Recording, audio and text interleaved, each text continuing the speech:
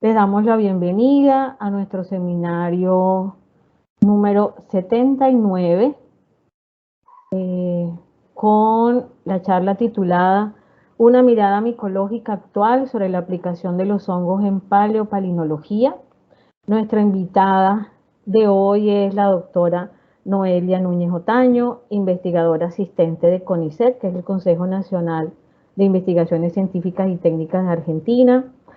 La doctora trabaja en el Laboratorio de Geología de Llanuras en el Centro de Investigación Científica y de Transferencia Tecnológica en la Producción. Además es docente de la UADER, no sé Universidad Autónoma de Entre Ríos. La Universidad Autónoma de Entre Ríos, gracias. En la licenciatura en Biología, es doctora en Ciencias Naturales de la Universidad Nacional de La Plata. Sus comienzos en micología fueron durante el desarrollo de su doctorado, en donde estudió los hongos de ambientes de nidificación y nidos de yacaré overo, caimán latirostri, en el espinal santafesino y su influencia sobre la eclosión de las crías. Durante el postdoctorado comenzó sus trabajos en taxonomía y ecología de ascomicetes, en muestras palinológicas y su importancia como proxy en reconstrucciones paleoambientales. Su línea principal de trabajo ahora como investigadora es sobre hongos fósiles en ambientes holocenos de la cuenca media del río Uruguay de la provincia de Entre Ríos en Argentina. Durante el año 2007, gracias a una beca Fulbright en la Universidad Estatal de Morehead en Kentucky, Estados Unidos, profundizó sus estudios en hongos fósiles del Holoceno de esa región y a partir de ese momento comenzó a colaborar en varios proyectos alrededor del mundo en la identificación de hongos fósiles desde el Cretácico hasta el Holoceno y además en la identificación de esporas de hongo en trabajos forenses en Argentina. Además, desde la IGIO se está avanzando en la aplicación de esos proxies biológicos en el análisis de riesgo hídrico de las poblaciones que actualmente están asentadas en los valles de inundación de los ríos Paraná y Uruguay en Entre Ríos en Argentina, considerando el contexto actual de cambio climático. Para hoy nos trae una charla orientada a mostrar cómo se puede vincular la micología desde la taxonomía y ecología de hongos actuales como análogo moderno. Nos permite obtener reconstrucciones paleoambientales con mejor información ecológica y climática. Además, este trabajo permite redefinir morfotaxa fósiles identificados en base a su forma principalmente y siguiendo la sistemática y criterios taxonómicos actuales, definir mejor las relaciones interespecíficas y patrones geográficos de ascomicetes fósiles en ambientes pasados. El trabajo a nivel de comunidades fúngicas y a nivel específico contribuye a poner en valor estos organismos para aportar información paleoclimática a nivel local y regional. Entonces, le damos la palabra, agradecemos la asistencia a este seminario en la Universidad de la Costa y bueno, es toda tuya el seminario, Noelia. Bueno, muchas gracias, enorme presentación, qué cantidad de cosas que hace uno. Muchas gracias por venir, eso fue todo. No. Bueno, voy a la presentación. Voy a apagar la cámara, pero porque ya está fallando mi internet y cada tanto se va cortando. Ustedes me dicen si pueden ver la presentación y espero que la disfruten. Y bueno, después si hay preguntas o algo, respondo sin ningún problema. Perfecto, ahí se ve perfecta la presentación. Bueno. Entonces, nada, muchísimas gracias, ya nos hicimos todas las presentaciones, entonces como para poner en palabras simples, paleomicología, para que se entienda, es trabajar con hongos fósiles o con hongos viejos, si hay gente que no sabe muchas cosas de biología o no hace referencia a la palabra fósil. ¿Por qué decimos que es una mirada micológica actual? Porque como mi formación es principalmente micológica, la forma, después les voy a explicar cómo se trabajaban los hongos antes, se hacía en base a observaciones por otros especialistas que no eran micólogos. Entonces, bueno, va sufriendo distintos cambios.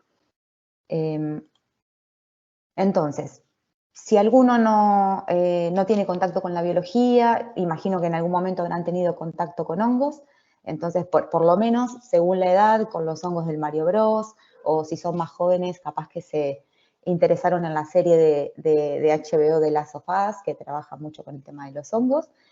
Nosotros los biólogos en particular tenemos un sistema un poco más complejo de representación de los organismos y medio que los acomodamos así en arbolitos. Lo importante de este gráfico es que ustedes tienen que tratar de quedarse con esta imagen de que todos los hongos forman un grupo monofilético con los animales. Que sea monofilético significa que tienen un antepasado común.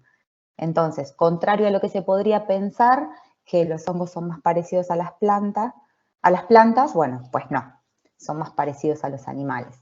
Entonces, básicamente estaría bueno como que se queden con esa referencia, si nunca trabajaron con hongos y solo los disfrutan en sus platos. Los hongos que son más comunes encontrar en palinología es una disciplina que estudia palinomorfos polínicos y no polínicos. Lo que significa es que trabaja con restos de organismos que son, o sea, polen, que está asociado a las plantas, también, el que no sabe mucho de biología, el polen por lo menos lo sufre en alergias, y no polínicos es todo lo otro que se encuentre en un preparado, que se mira al microscopio, que no es polen. Ese es bastante simple. Dentro de lo no polínico están los hongos, y los hongos más comunes en palinología son los basidiomycetes y los ascomicetes. Basidiomycetes es, por ejemplo, no sé, el champiñón, el portobelo, la gírgola, eso es como lo que uno refiere y que lo prepara en alguna salsa, pero también están las rollas y los carbones, que son fitopatógenos y son muy importantes en agricultura.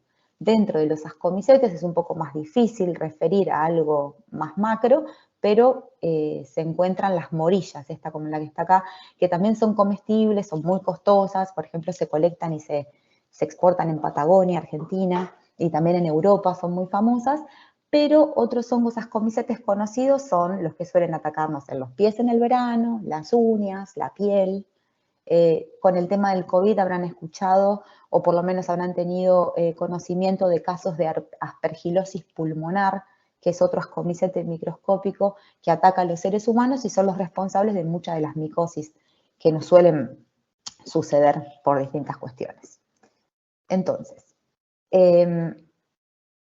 lo que hacemos ¿a qué nos referimos cuando hablamos o decimos paleomicología? Como dije, es trabajar sobre la diversidad fúngica de ambientes pasados, analizando distintos propágulos de dispersión que corresponden a los hongos.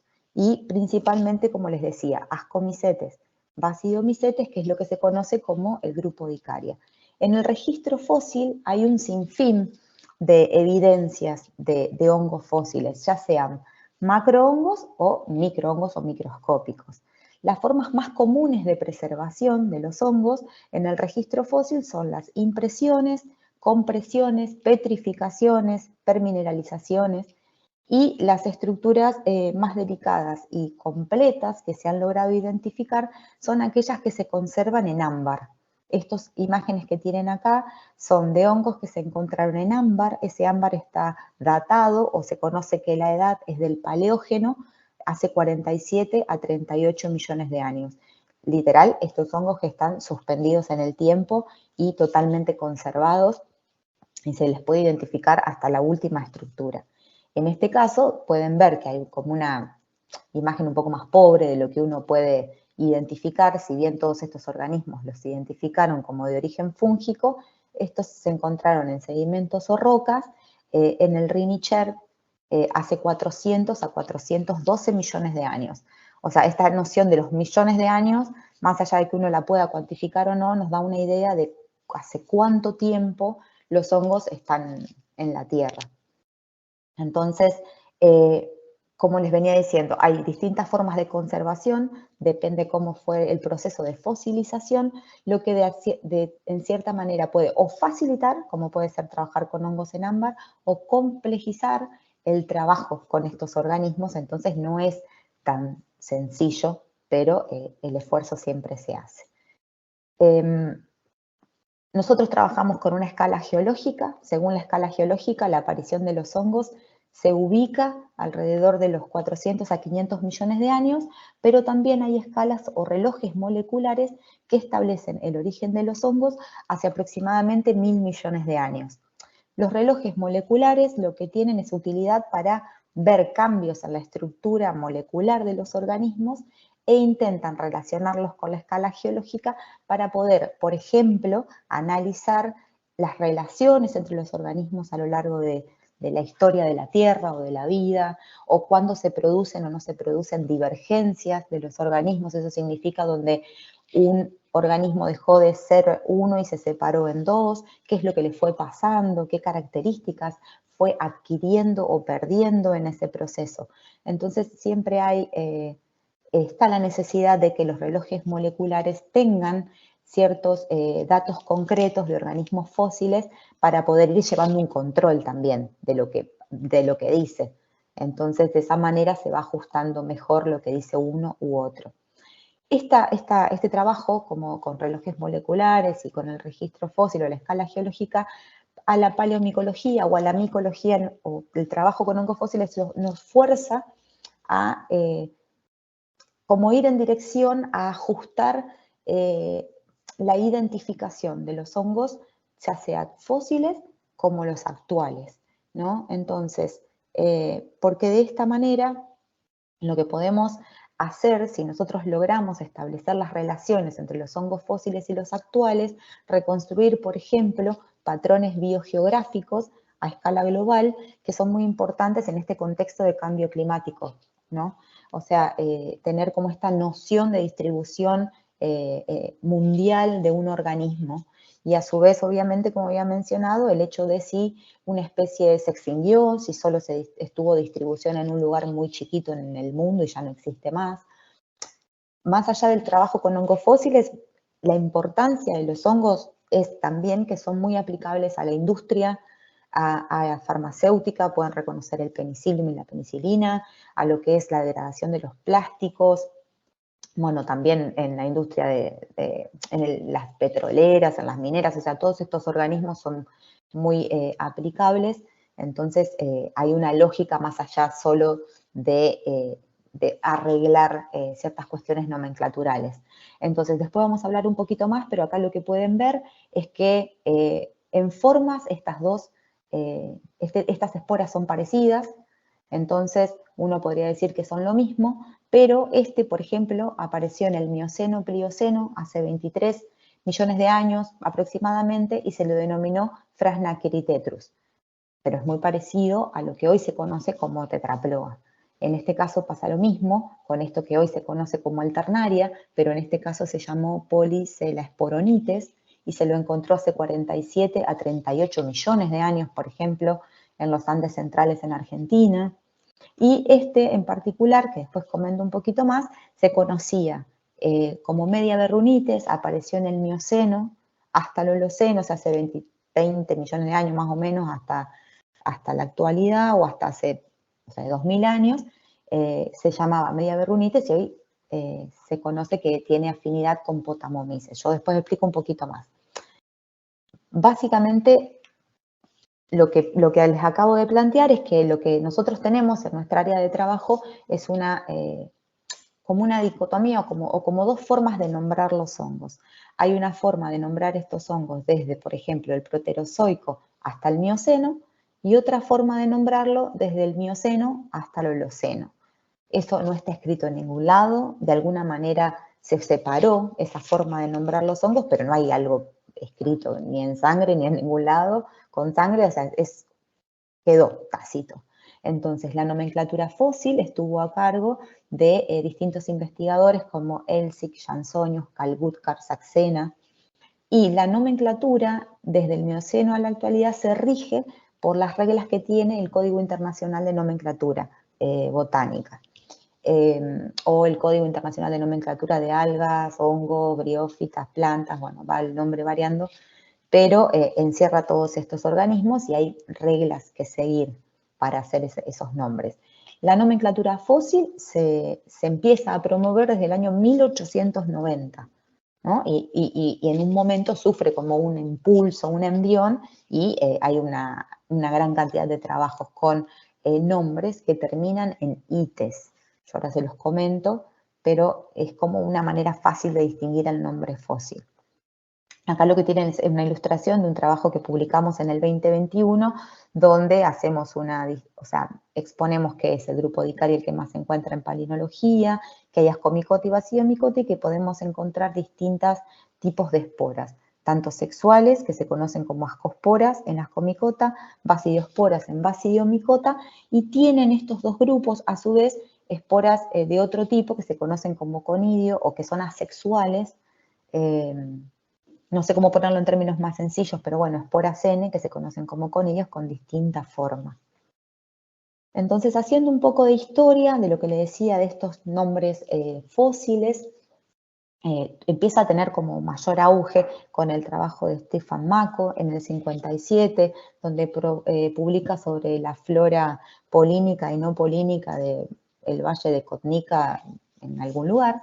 Después aparece el trabajo de Graham en el 62, Clark en el 64, Frederick Wolf en el 68, y finalmente Bill Elsick o William Elsick, que es el que es como más notorio o más famoso en esto de los hongos fósiles, y es el que más trabajos tiene como a su nombre.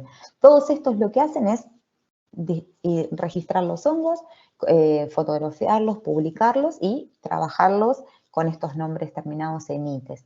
Lo que por ahí se podría destacar es que Frederick Wolf trabajó con hongos que encontró en testigos de lagos holocenos de África, y él es micólogo, fue micólogo. Entonces sí hace un esfuerzo por tratar de nombrar los hongos que él encontró en base a las reglas como taxonómicas modernas y siguiendo como en base al análogo moderno.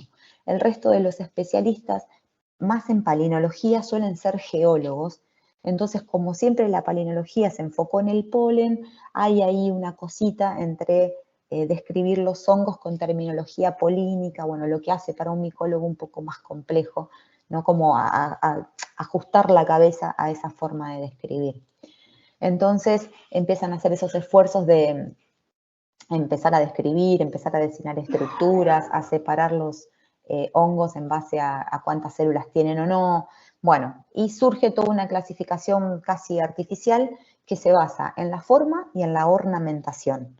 Entonces, que biológicamente y ecológicamente no da mucha información. Entonces, en este caso, por ejemplo, en el ejemplo que está rodeado en rojo, lo que podemos ver es que vemos una espora de un hongo que podría tener forma de pelota de rugby, que tiene una región central, y en esa región central tiene esos lunares negros que en realidad son verrugas. Entonces, por ejemplo, este hongo se llama Media verrunites. Entonces tiene verrugas en la mitad. Este otro, o todas estas formas acá que pueden ver, se llaman foveosporites. Y esos foveosporites van a ir variando como el epíteto específico, la especie. Foveosporites es como el apellido. O sea, todos estos son González, pero no sé, van a ser Claudia, Mario, Pedro, depende de ciertas características. Entonces, en este caso, foveosporites es por la cantidad de aberturas que tienen, que los palinólogos le dicen aberturas y los micólogos le dicen poros. Y otra explicación, por ejemplo, es este, que tiene una forma más fusiforme, más aguzada, lleno de liñitas o estrías. Entonces, en este caso le pusieron de nombre fusiformisporites. Entonces, todo, acá no se alcanza a leer, pero bueno, todo esto es ites, ites, ites algo. Entonces, esa fue la forma que se encontró de designar estos organismos fósiles. Acá lo único que les voy a presentar es para que puedan tener una idea de trabajos un poco alrededor del mundo. Hay miles, yo puse solo algunos, de hongos viejos hasta el Mioceno. En algunos de estos trabajos la identificación de los hongos, o sea, en casi todos es con ites algo, pero bueno, ya sea color en blanco y negro, la idea es que puedan fijarse que las formas son conservadas, que se sostienen, que no hay tanta variación. En este caso estamos hablando, por ejemplo, de hongos del Paleoceno tardío y el Oligoceno temprano, hace 59 a 39 millones de años, por ejemplo, en Patagonia.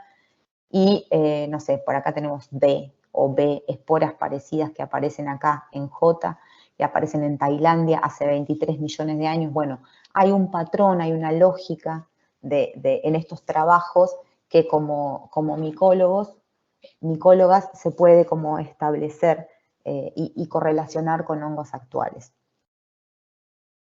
Bueno, A partir del trabajo de 1978 de Van Gil, este señor que está acá, él empieza a trabajar con hongos fósiles o subfósiles del Holoceno, no me acuerdo de dónde, pero bueno, en algún lugar de Europa, y lo que él hace es, no le pone nombres ITES, sino lo que hace es identificarlo con un acrónimo o con un código de laboratorio, de su laboratorio.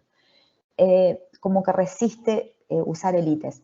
Y él estaba en contacto con Pirosinski. Pirosinski es un micólogo súper importante, muy reconocido, que le dice como, bueno, no cedas a la tentación y trata de relacionar tus hongos con hongos actuales. Entonces, él toma esos consejos, se asocia con Haxworth, micólogo, Gams, Uproot, son todos micólogos súper recontra conocidos. Si alguno estudió micología en algún momento o en alguna carrera, los leyó en clases. Entonces, él hace ese esfuerzo. Entonces, podemos encontrar en esta base de datos, que actualmente está vigente, se puede utilizar, que la curadora es Lyudmila, que fue discípula de Van Gil, donde tenemos códigos de laboratorio y en lo posible y cuando fue posible se les asignó el nombre actual. Entonces, lo que se logra a partir de este enlace es darle valor a los hongos en sí mismos como indicadores de alguna condición ecológica o paleoecológica, porque anteriormente con el ITES, lo que sea, había que sí o sí tratar de tener como una referencia o analizado el contexto, teniendo en cuenta el polen, las condiciones geológicas, para poder decir algo de esa espora. En este caso en particular, a relacionarla con un hongo actual, del cual hoy por hoy tenemos ADN, miles de estrategias para identificarlo, darle valor en sí mismo como un proxy que puede utilizarse, por ejemplo, en reconstrucciones paleoambientales. Entonces, un poco siguiendo con esta lógica, también le muestro algunos trabajos alrededor del mundo en hongos del Holoceno, que lo que siempre es, hay más variedad, están mejor conservados, no están tan destruidos, pero bueno, también mirándolos así, a simple vista, podemos encontrar un patrón de repetición de esporas, de conservación, de color. Entonces hay alguna, no todo es una cosa única y súper exclusiva en un lugar, sino que bueno, tenemos especies que aparecen en distintos lugares al mismo tiempo y eso también nos permite trabajar. Entonces, un poco con esta presentación, mi trabajo o lo que hago actualmente en Entre Ríos, en Argentina, es como un trabajo de doble vía o de doble mano. Entonces hay primero una redefinición en lo posible de los morfotipos fósiles, o sea, evitar esa división en la forma de llamarlos y hacer una comparación con el análogo moderno y si encontramos un actual que es parecido a ese fósil, hacer una transferencia, lo que nos permite de alguna manera ir puliendo esa taxonomía y la sistemática de los hongos, sin importar si son muy, muy viejos o si son de hoy. Entonces acá hay un trabajo en lo que es taxonomía y sistemática. Y otro es trabajar a nivel de comunidad fúngica con la información ecológica específica. Entonces, en principio, la redefinición de los morfotipos fósiles, ¿qué significa?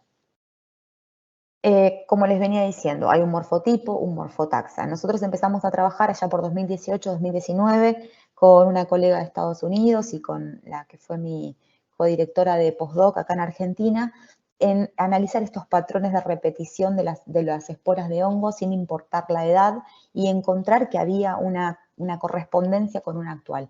Entonces, desde nuestra posición con Virginia Bianchinotti, nos planteamos esta situación de que la edad no importaba, o sea, no había por qué sostener una dualidad en la nomenclatura sin importar la edad. Entonces empezamos a trabajar sobre eso y se ha presentado esa temática en workshops, en distintos congresos, tuvo buena aceptación, de hecho Van Gil estuvo en una de las charlas y dijo que sigamos por ese camino que era muy interesante, etc. Entonces, bueno, empezamos con ese trabajo. Un ejemplo de ello, por ejemplo, es el famoso que les contaba media verrunitis, un hongo con forma de pelota de rugby con verrugas en el centro. Generalmente estos hongos aparecieron en el Mioceno, veintitanto a creo que 5 millones de años por allá, entonces se llamaban media verrunitis. Durante mi postdoc tuve la suerte de encontrar uno en el Holoceno del Parque Nacional del Palmar. El Parque Nacional del Palmar en Entre Ríos es como la distribución más sur que tiene Butia Yatay, la palmera. Y no sabía qué nombre ponerle, empecé a buscar, le quedó media verrunitis. Revisando la bibliografía y prestando atención, Schultz y Lyudmila habían encontrado en un nido de hormigas estas esporas en Nepal.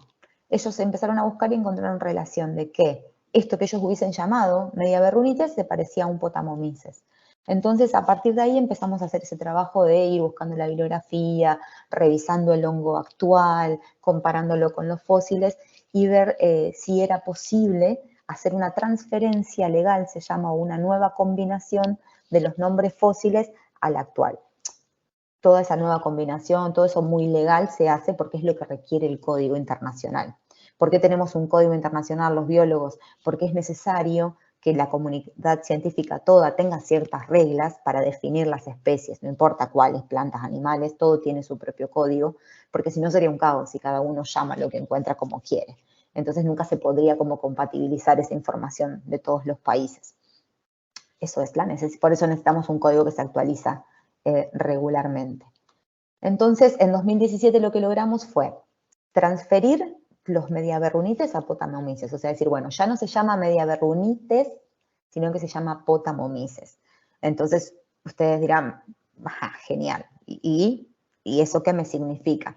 Significa que podemos hacer lo que propuso Van Gil, que fue hacer valer por sí mismo nuestro honguito con toda la información ecológica que nos aporta, porque por sí solo no hubiese dicho nada en mi sitio de muestreo, sino que hubiese tenido que revisar un montón de otras cosas para poder identificar, qué sé yo, el clima del momento, qué pasaba allá.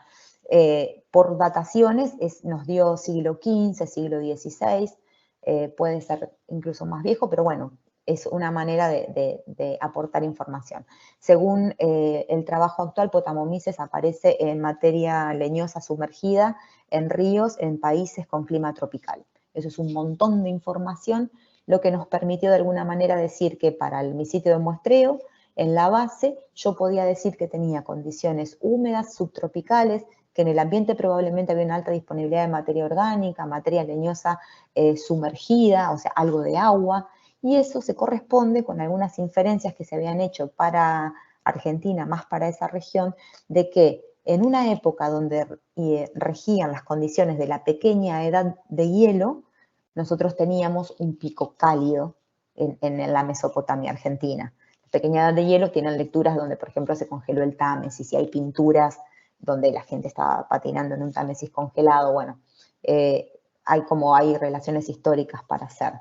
De esa manera, lo mismo pasó con otras esporas, no necesariamente por nuestro trabajo, pero en particular en esto, que si era una espora de un entomopatógeno, o sea, un hongo que ataca a los insectos, que si era parte de un hongo acuático del grupo de los quitrídeos, en particular ese grupo tiene un hongo que ataca a las poblaciones de ranas y que es responsable de diezmar poblaciones completas. O si era una estructura parte de otro hongo más complejo, bueno, yo acá lo que quiero que noten nada más es la cantidad de años. En 1891 empieza a analizarse esto, en 1861 aparece esta relación, en 1976 aparece esta idea, en 1986 hacen otra relación y es finalmente en el año 2020 donde se pueden encontrar todos estos hongos como casi en el mismo lugar. Entonces, pueden determinar que efectivamente todo esto que alguien hubiese dicho es un hongo acuático, es una estructura joven de estos discos, que son unos discos de unos hongos que se pegan a una hoja, que se llaman, eso es ser epífilo, y que la particularidad de estos discos es que crecen en zonas con climas tropicales, ¿no? Entonces ahí vamos rescatando el valor particular de la identificación.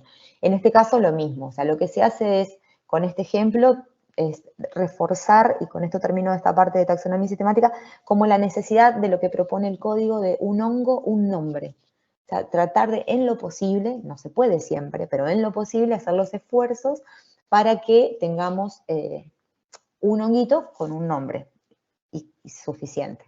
Entonces, es un poco como devolverles la identidad. Entonces acá lo que tenemos, por ejemplo, les había dicho al principio, ese Phrasnacritetrus, esa cosa, esa estructura como tipo de barril con 4 puntas.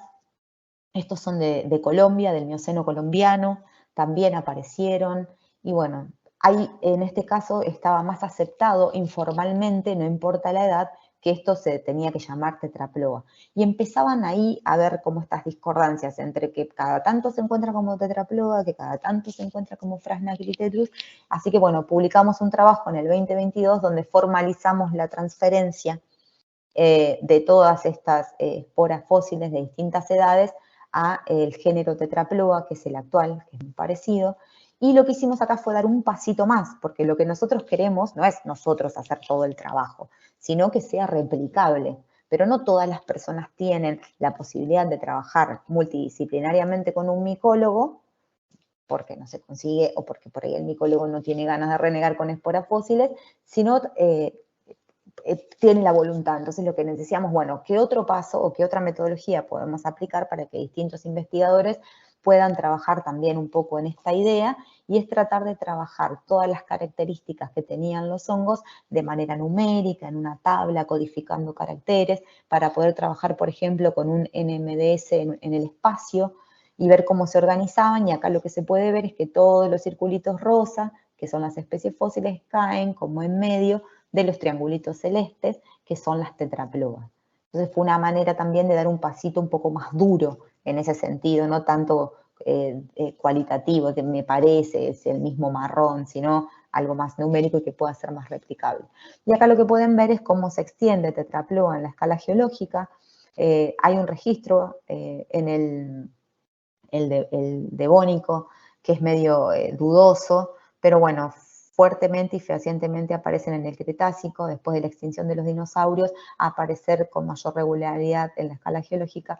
Tenían esta doble nomenclatura, pero a partir de hoy, con certeza, del Cretácico en adelante, todo lo que aparece, y si apareciera más viejo también, tiene que designarse tetraploa y se puede usar la ecología de tetraploa para hacer inferencias. Como les decía, en cuanto a cómo continuar y aplicando toda esta información que vamos generando, es también trabajar a nivel de comunidad fúngica, o sea, es agarrar todos los hongos que me aparecen en una muestra y trabajarlos todos juntos, no por separados. Entonces, bueno, ¿qué puedo hacer? ¿Dónde los puedo aplicar? En trabajos de reconstrucción paleoambiental y paleoclima. Yo lo que quiero hacer un poquito acá la salvedad es que los hongos son un elemento más, ¿no? O sea, si bien para mí aportan un montón de información, no se trabajan independientemente del resto de las cuestiones biológicas, geológicas que se aplican en estos temas, ¿no? Siempre en conjunto. Pero a veces nos dan un dato más o un dato distinto que no teníamos o que no pudimos obtener con otros proxies. Entonces, ahora comento rápidamente esta parte. Cuando uno hace reconstrucción paleoambiental, básicamente lo que hace es trabajar con muestras de roca o sedimento. Esas muestras de roca o sedimento provienen de un perfil o una, no sé cómo le dicen, una barranca expuesta en algún lugar o un testigo que se toma de un lago. Uno cuando saca como el tubito de tierra ve distintas coloraciones. Esas distintas coloraciones pueden pertenecer a distintos momentos en el tiempo. Entonces, por ejemplo, acá les había puesto, no sé, zona 1. La zona 1 se va a corresponder a un momento en el tiempo, no importa la edad, puede ser millones de años, miles de años, cientos de años, donde en un ecosistema fueron pasando cosas. Cosas como que, por ejemplo, no sé, había agua, había mamíferos, había o dinosaurios, o si es un tiempo más reciente, más cercano a la aparición del hombre, había, no sé, trabajo la tierra, habían aparecido los cultivos, etc. Eso se concentra en una columna. De aquí, por medio de procesamientos, lo que uno obtiene es un montón de parinomorfos para contar. Este ejemplo es con polen. Uno los mira, le saca fotos, los identifica. Después, por medio de distintos tipos de metodologías sí, metodologías matemáticas o estadísticas, hace gráficos y puede analizar abundancias relativas de los distintos organismos, en este caso polen, analizar el índice de cambio de la vegetación. Ustedes dirán, ¿por qué todo eso? Porque básicamente lo que uno intenta hacer es reconstruir o decir qué había pasado, cómo era el ambiente en el pasado. O sea, cómo era, si había cambios solo en la vegetación, si había presencia o no de cuerpos de agua, no sé si pasamos de un desierto a tener un lago, si había llegado el agua del río, etc. ¿Por qué esto es importante? Porque hoy por hoy nosotros lo aplicamos o intentamos aplicar a analizar el riesgo hídrico. Entonces tenemos mucha población, o incluso mi ciudad está ubicada en el valle de inundación del río Paraná, y llueve un poco, y crece el río, y sin querer el agua llegó a donde la gente nunca pensaba que iba a llegar, pero no significa que no había llegado nunca, sino que había llegado tiempo atrás. Pero las ciudades se extienden y la gente necesita vivir en algún lugar, y tenemos también el negocio inmobiliario, y van vendiendo tierras que son básicamente inhabitables en el largo plazo, y en este contexto de cambio climático, donde está lloviendo más, donde hace más calor, y donde todo se está complicando, es necesario tener esta información, porque cuando nosotros proyectamos a sentarnos en un lugar, es porque lo queremos hacer por toda nuestra vida y no queremos perder nuestras inversiones. Entonces eso es interesante, la reconstrucción paleoambiental, cuando se puede aplicar también en ese sentido, no siempre en ese sentido, ¿no? Puramente aplicado, sino porque necesitamos saber qué le pasó a nuestro espacio que habitamos para poder predecir qué es lo que va a suceder a futuro. Entonces, para eso, como le decía, aplicamos proxies como polen, diatomeas, silicoflagelados y radiolarios, y también, como les vengo mostrando, la intención es aplicar hongos y rescatarles el valor. Entonces, ¿qué nos dice el ensamblaje? Es a partir de un trabajo que estoy realizando con un grupo de investigadores de Estados Unidos e Inglaterra, que se llama Fungi in a Warmer World, que estamos analizando ensamblajes fúngicos de distintas muestras miocenas alrededor del mundo. Ahí pueden ver los países pintados en naranja, y hay algunas otras incorporaciones, que empezamos a trabajar con esta lógica de aplicarlos y tratar de analizar la aplicación, no solo en lo que es una reconstrucción paleoambiental, sino en paleoclima. Entonces, a partir de allí empezamos a trabajar y publicamos este trabajo en 2021, donde analizamos hongos de Eslovaquia y Tailandia. Después, si quieren y si les interesa, a alguien le paso los trabajos, pero no se va mucho la charla. Básicamente es sacar los hongos, tratar de identificarlos como actuales, sin importar la edad. Si nosotros hubiésemos trabajado solo con la clasificación fósil, este se hubiese llamado Fusiformis porites, y ahí me quedo. Y este se hubiese llamado Phobiosporonites. Pero en el análogo moderno, esto es una arecófila y esto es una diporoteca. ¿Qué nos dice? Por ejemplo, estamos en una muestra de Tailandia, que arecófila se encuentra, según Umali, principalmente en palmeras y bambú en Asia. Ahí tenemos un dato y una correlación súper interesante. Y Hatsworth en 2016 dice que diporoteca se encuentra en ambientes lacustres, o sea, en lagunas, suelos húmedos, en restos de troncos y en restos de helechos como Telipteris y plantas solanáceas. En sí mismas las plantas tienen su ecología, entonces ahí tenemos más en qué apoyarnos cuando encontramos como este tipo de hongos, y podemos hacer esa asociación. Entonces, hay un trabajo con la comunidad, encontramos todos los hongos. Tenemos un trabajo artesanal que es tratar de recolectar toda la información bibliográfica posible que nos permita de alguna manera hacer la reconstrucción nosotros de la ecología, como leyendo los trabajos, haciendo el trabajo fino, para poder hipotetizar ciertos escenarios paleoclimáticos y paleoambientales en el lugar donde estamos trabajando. Otras de las formas, por ejemplo, es trabajar con bases de datos que hoy existen, que están muy buenas. En este caso les traigo acá el ejemplo de una espora que estamos trabajando, que es del Maastrichtiano de Patagonia, hace 72 a 66 millones de años, donde si hubiese sido por lo fósil sería un Tenosporites, pero no tengo más para decir que Tenosporites. Pero analizándolo con respecto al análogo moderno, es muy parecido a Dictyosporium. ¿Qué puedo saber de Dictyosporium en base a lo que se sabe hoy? Que es común encontrarlo en suelo, más en bosque que en pastizal. ¿Cuál es la temperatura media anual en la que le gusta crecer? ¿Con qué régimen de precipitaciones? Si es aprótrofo o parásito. Puedo saber sobre qué tipo de sustrato le gusta crecer, hojas, frutas o semillas, si es parcialmente acuático.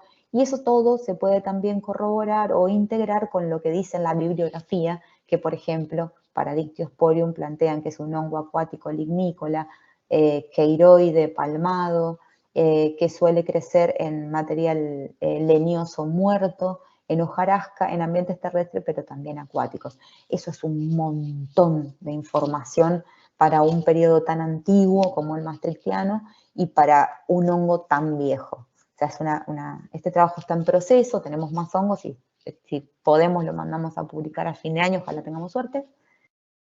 Y otra de las cosas es, este es otro ejemplo de un trabajo que salió en 2022 que publicamos con una comunidad fúngica de Inglaterra, donde el mismo ejercicio encontramos los hongos, lo clasificamos, tratamos de darles un nombre actual. En lo posible, si no le dejamos un acrónimo, si no podemos con un acrónimo de Van Hill, usamos el ITES, pero siempre es como lo último.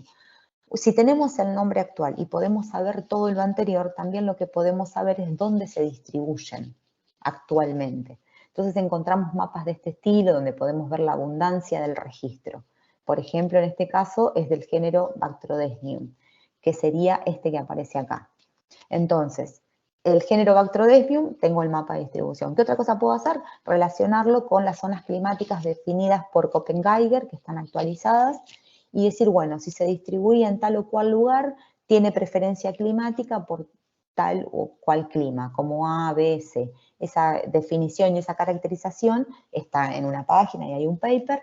Entonces yo puedo a los hongos no solo acomodarlos, cómo se distribuyen en mi perfil de lo más viejo a lo más nuevo, sino también la preferencia de clima y empezar a hacer inferencias paleoclimáticas a partir de esta información que obtengo, si puedo por lo menos nombrarlo según el análogo moderno o el pariente vivo más cercano. Todo esto, ¿por qué? ¿Para qué? O sea, ¿cómo surge? ¿Cómo fue? Es porque en el 2018 surge fuertemente como un llamado de atención desde un reporte que publican desde el Royal Botanical Garden, donde dicen que con respecto a hongo hay un montón de respuestas sin resolver. Y la mayoría está relacionada con el cambio climático. Como les decía, podemos estar perdiendo ahora mismo un montón de especies de hongos simplemente porque no hay tantos micólogos para trabajarlos y hay lugares súper inhóspitos a los que no se llegan. Y de hecho el Kew ahora está trabajando fuertemente en Colombia y están descubriendo especies nuevas cada 35 segundos y armando colecciones con especies colombianas, por ejemplo. Están súper abocados ahí, es súper rico el país en todo sentido. Yo no quiero ni imaginarme lo que debe ser levantar una hoja y ver hongos, una locura. Entonces, una de las preguntas que se hacen en este reporte es si los hongos pueden de alguna manera registrar o ayudarnos a registrar el cambio de clima en el espacio. Y con los que más o menos le fui presentando, sí se podría. No, puede tener cuestionamientos, obviamente, fallas, pero necesitamos que esto se repita por todos lados para asegurarnos de si estamos en el camino correcto, de si hay más para hacer. Pero básicamente nosotros hoy podemos decir que en principio sí, nos ayudan a registrar cambios climáticos en el espacio y en el tiempo, para lo que necesitamos siempre tener datos de largo plazo, a gran escala, datos de todos los lugares, tropicales, subtropicales, etc. ¿Eso por qué? Porque siempre tenemos el sesgo enorme de lo que le dicen el Global North o el norte global con respecto al sur. Entonces, hay que empezar a llenar esos espacios. Entonces, esto fue un poco cómo surge esta necesidad de trabajar siempre con este enfoque, con hongos fósiles, por lo menos para mí, con la gente con la que he estado trabajando. Antes de despedirme, lo que les quiero resaltar es que hay una página que se llama Outline of Fungi. Es un consorcio internacional del que me invitaron a participar y formo parte. Hay más de 200 especialistas en hongos de todo el mundo, que lo que hacemos es tratar de mantener actualizada la lista de hongos, las relaciones entre los films, las clases, los órdenes, tratar de homogeneizar esta cuestión entre la nomenclatura fósil y la actual cuando se publican estas combinaciones. Va a salir dentro, no sé, dentro de poco o próximamente un trabajo donde introduce este consorcio y es un buen lugar donde ir a fijarse si trabajan con hongos o tienen algún conocido, porque ahí hay siempre información actualizada al respecto. Así que bueno, espero no haber ido muy rápido y les agradezco mucho a todos por llegar hasta acá.